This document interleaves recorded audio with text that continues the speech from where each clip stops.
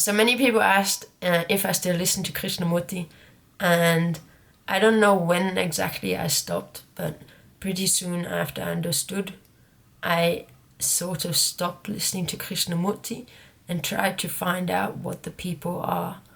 I was trying to understand the people asking the questions. And it was like a weird thing where it's like watching a football game where I was just sitting there hoping for the other person to understand. And at that moment in time, I had no idea that nobody seems to have understood.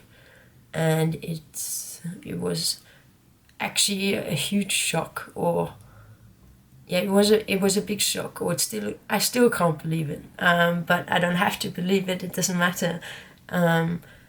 Anyway, I sort of understood that. Obviously, I understand what Krishnamurti is talking about because I would listen to the people ask the questions. In my head, I'd give an answer. Then I'd listen to Krishnamurti. Thank God he always asked the questions twice. So by that time, I was already done. I'd already answered the question, or I knew what the answer was in my head. And then I listened to Krishnamurti, and his answer was similar, but different words, different way of trying to explain it, far, far superior. However, what we were saying, or what we were thinking, or how we saw it was the same. So that's how I completely understood. There was not a shred in my mind that was thinking, I need to go out and teach people this. Like, that's the one thing you don't know about me yet, is that I grew up a staunch atheist. And one thing that always freaked me out was missionaries. All the colonialism, and I could never understand why people would be missionaries. Why would they go to Africa and try and make them Christian? The idea of being a missionary is rather abhorrent to me, to be honest.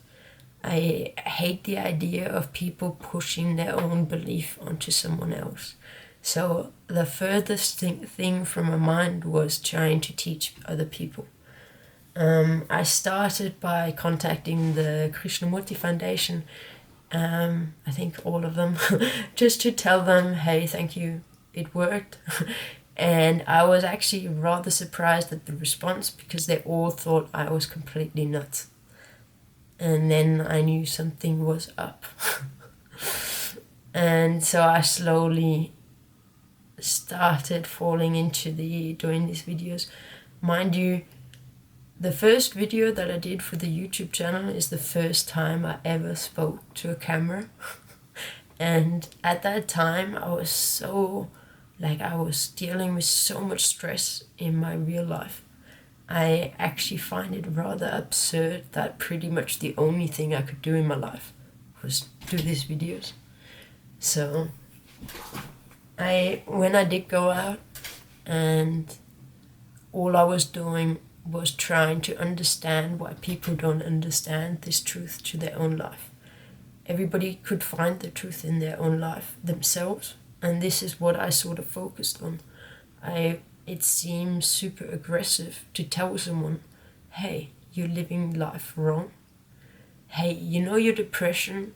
I know where it's coming from. You know what you're searching for?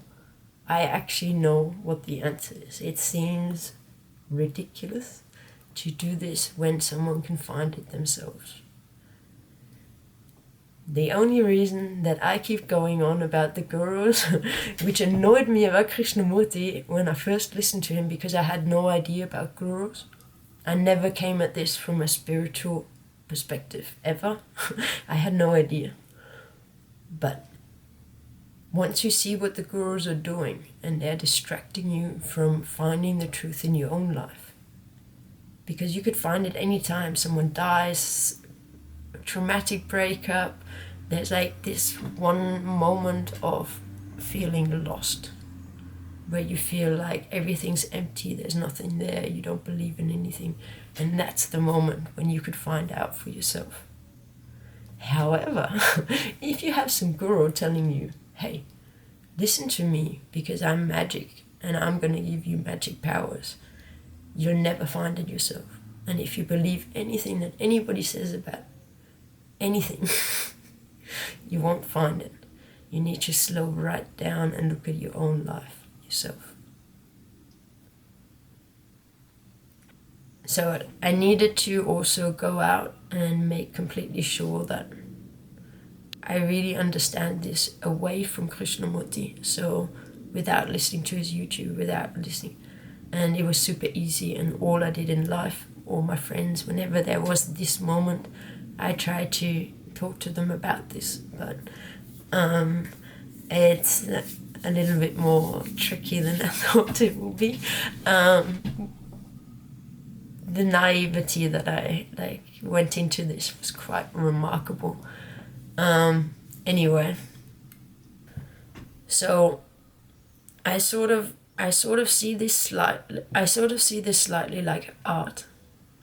So Krishnamurti is trying to give you an impression or trying to explain this life to you, but it's like painting a picture of a beautiful lake setting. Just because you see the picture, it doesn't mean that you know what the lake actually looks like. You have to go there yourself and see it for yourself, and then you know what the lake actually looks like.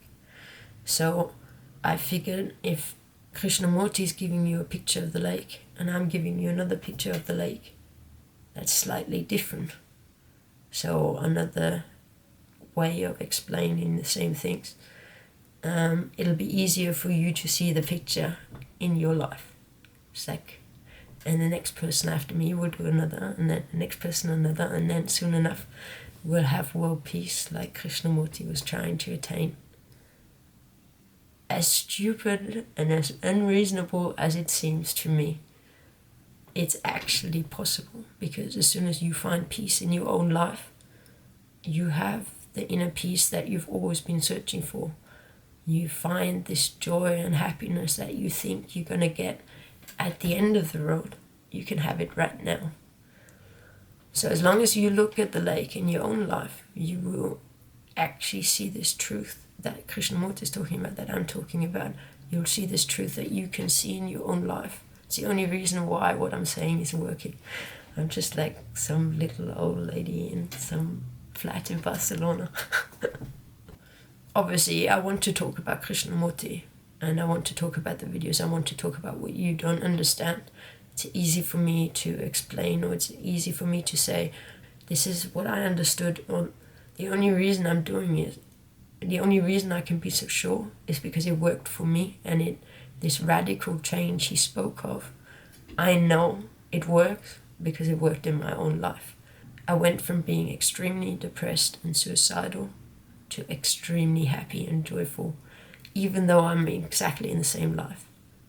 So I'm just trying to point you into the right direction and tell you to face your own fears and let your ego die.